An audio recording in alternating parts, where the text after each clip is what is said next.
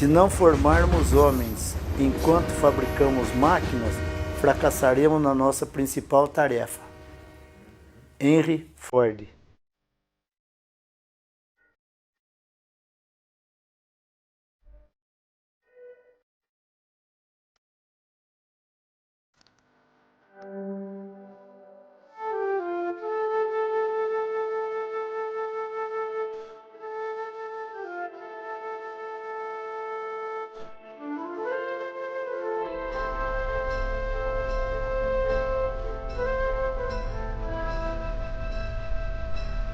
Então eu me chamo Nadir Carvalho, minha esposa se chama Conceição Miranda Carvalho, tenho 3 filhas, Ana Lúcia Carvalho Roger, Luciana Carvalho, Adriana Carvalho de Brito. Eu sou nascido em Rio Claro no dia 5 de junho de 1940 e sou de uma família bem antiga de Rio Claro, que é a família Carvalho. Meu pai chamava-se Valdemar Carvalho, minha mãe Luísa Grandel Carvalho. O desejo do meu pai era me ver na escola ferroviária, porque a escola ferroviária era uma certeza de que você ia ser classificado e ser admitido como funcionário da Paulista. Porque, pelo que todo mundo já deve ter ouvido na história, a Ferrovia da Paulista era um dos melhores empregos aqui em Rio Claro. Então o desejo do meu pai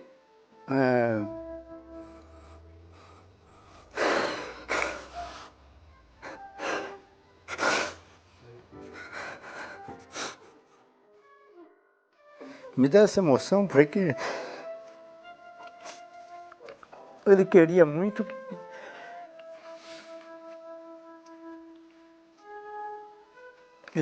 que a gente entrasse na ferrovia, porque tinha a garantia de emprego. E ele me matriculou.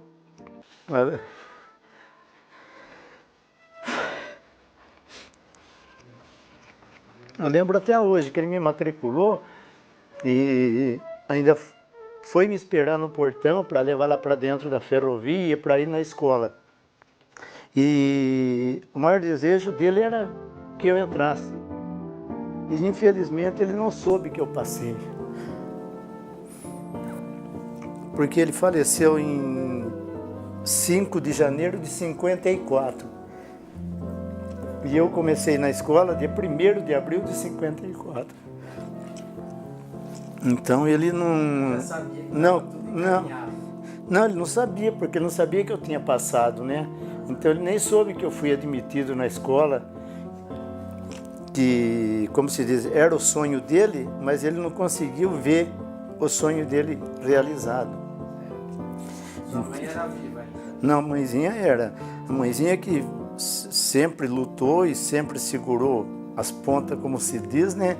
E minha mãe ficou viúva com 35 anos e meu pai faleceu com 40. Então, com um monte de sonho pela cabeça e aquela coisa de querer ver a gente pelo menos mais ou menos encaminhado. E nós não nos desvirtuamos, não. Eu entrei na ferrovia em 54, na escola em 54. Aquele tempo o curso tinha duração de 4 anos e os professores eram excelentes, sabe? A gente tem muita saudade daquele tempo e o regime dali era regime militar, porque a gente, pela nota, recebia um salário. Então, ou você não queria, e se você faltasse, descontava no salário.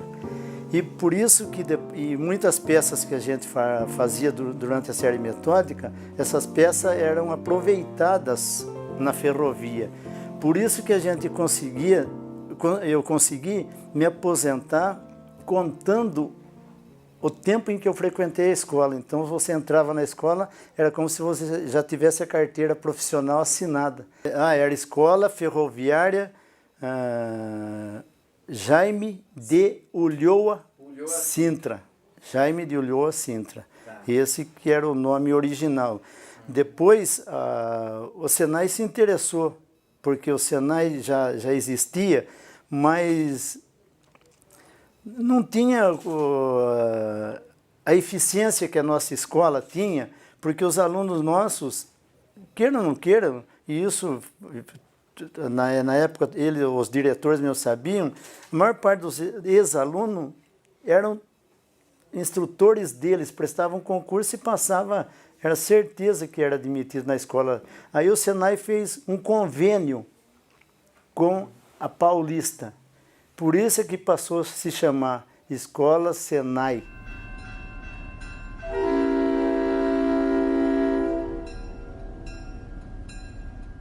Você tem que ter sido bom funcionário, ter sido bom aluno, né? Aí apareceu, você se inscrevia. Aí o diretor um dia me chamou e falou assim, tem 5 candidatos, uma vaga só. Falei, nossa, agora é que é a coisa, né? E você teria que ter isso, teria que ter saído da escola com nota na parte teórica acima de 75. E comportamento também acima de 75. Então, era exigido isso, que você tivesse uma nota no almanaque, que chamava almanaque na ferrovia, de nota S8, que era o máximo. Quando fomos fazer o exame, Deus ajudou bastante, eu fui classificado. Fui classificado, mas daí você tinha que dar uma prova-aula.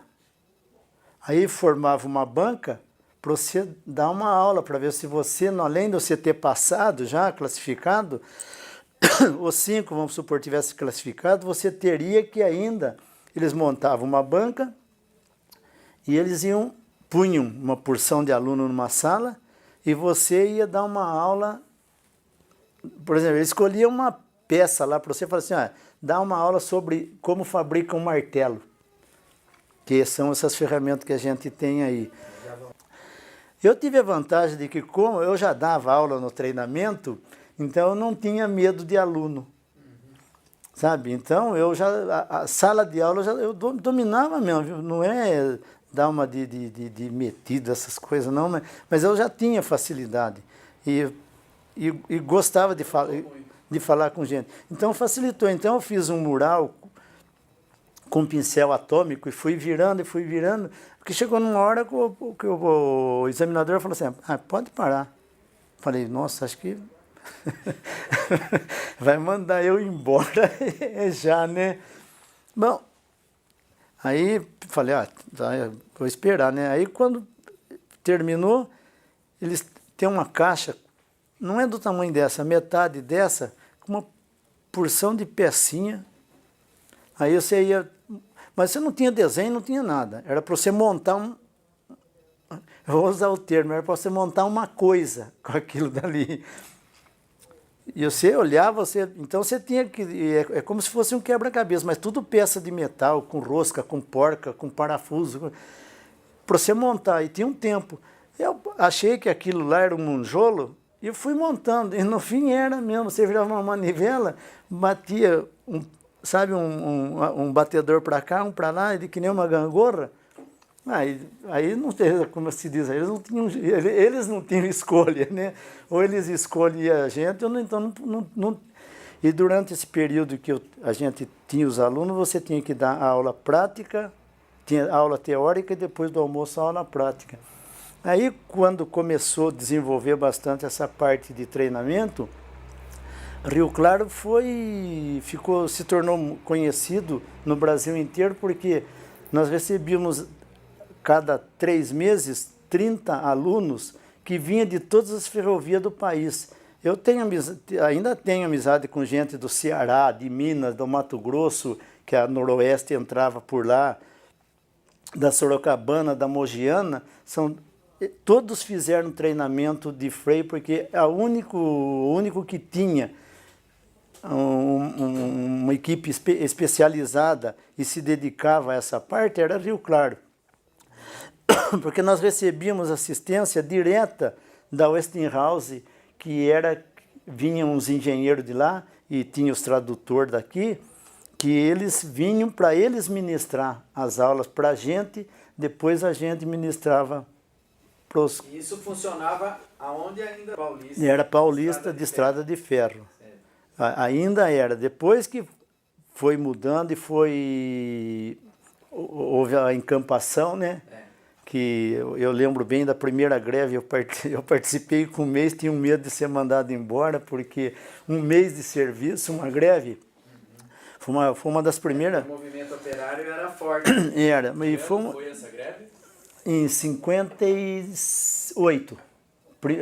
Para falar a verdade, você foi 1º de abril de 58.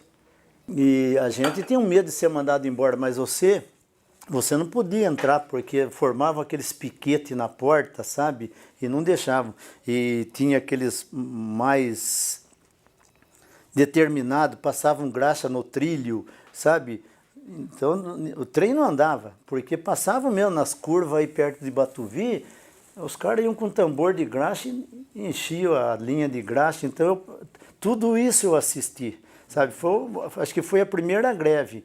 Depois dessas vieram outras que eu não me lembro, mas essa greve foi... Marcou porque eu era muito novo na ferrovia, né? Então, a gente louco para entrar na ferrovia, depois ser dispensado por uma greve, não seria tão fácil assim, né? A escola, a transição foi uma transição meio esquisita, não tem muito, sabe, data precisa. Porque... Foi extinguindo. Foi extinguindo. Parando de entrar alunos. Isso. Aí nós vamos só formar mais esses daqui, sabe? E ainda só formou... Nossa, sabe? Então, a escola foi extinguindo, que eu creio que ninguém vai conseguir precisar a data. Talvez se procurar o último aluno formado por ela, talvez consiga. Mas foi entre 74 e 76. Já começou, a FEPASA começou a sofrer essa queda que ela houve, porque eu fico bobo de hoje em dia falar tanto em ferrovia, querem implantar ferrovia, quando nós tínhamos uma ferrovia aqui no estado de São Paulo, que era a melhor ferrovia da América, deixaram chegar no que chegou e agora estão falando em implantar a ferrovia. E outra coisa que eu fico doido quando começam a falar de tirar os trilhos do meio da cidade. Tem que tirar. Não tem que tirar, o trilho já estava ali. As cidades é que se formaram em torno da estação.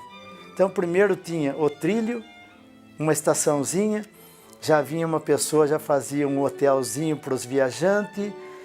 Aí a cidade cresceu. Agora, hoje, a ferrovia é um estorvo.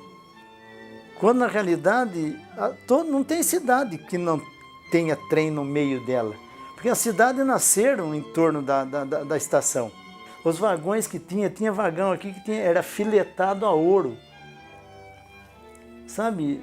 Só que talvez hoje não tenha mão de obra para aquela manutenção. Mas então a gente fica... Eu sou muito saudosista nesse sentido, porque eu vi o auge.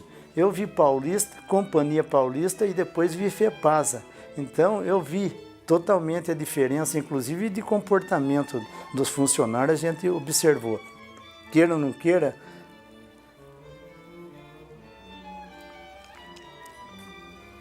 a gente tem um sentimento grande de ver a que ponto chegou e o que foi. É como se você visse uma pessoa que você gosta muito e se definhando e morrer.